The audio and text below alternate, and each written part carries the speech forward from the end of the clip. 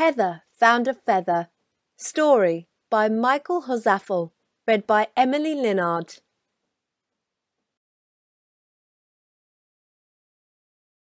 Heather loved it when it rained.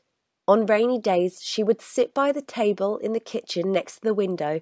She would get her favourite pen and a piece of blank white paper and doodle.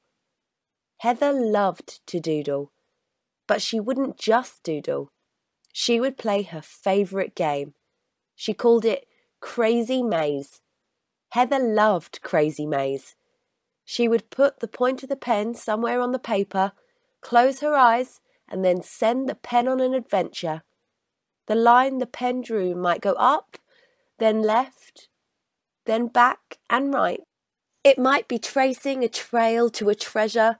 It might be exploring a cave. She just didn't know where the line would go. That was the point of Crazy Maze.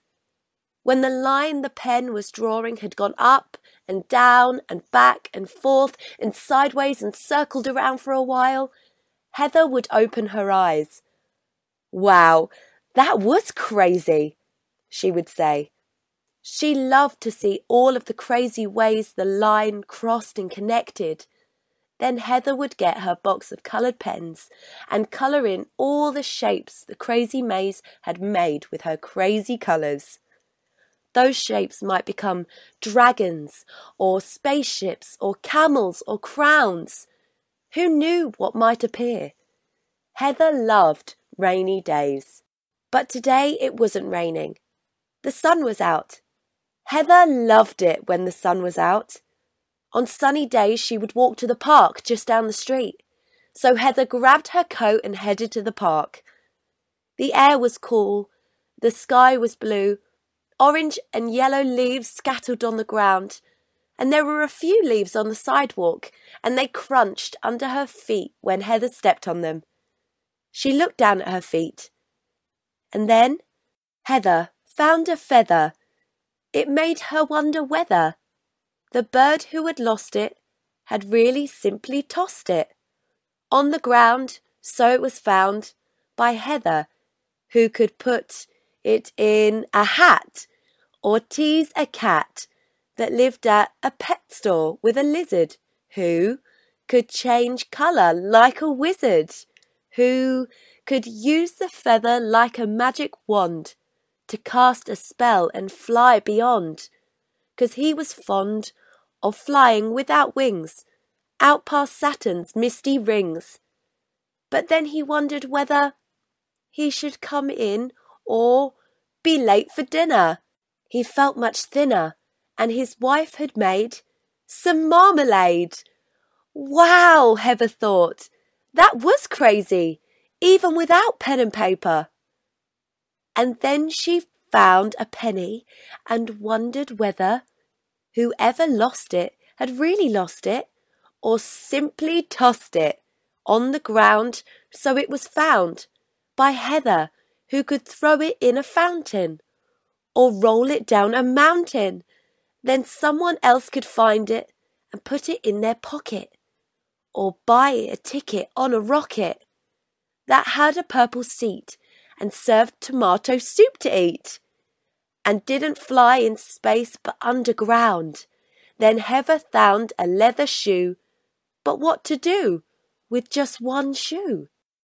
It made her wonder whether the guy who lost it had really simply tossed it on the ground, so it was found by Heather, who could use one shoe to kick a ball against a wall of a tall building that was higher than the sky, or walk a wire that stretched across a volcano full of fire.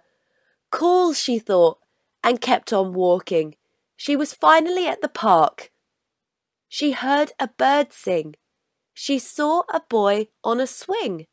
Then Heather found a string, not tied to anything, which made her wonder whether whoever lost it had really simply tossed it on the ground, so it was found by Heather, who could use it to thread a needle or make a leash to walk a beetle to the circus That just might work, 'cause there's a bug show, and as bugs go, beetles always win. And then she'd join the clowns for lunch.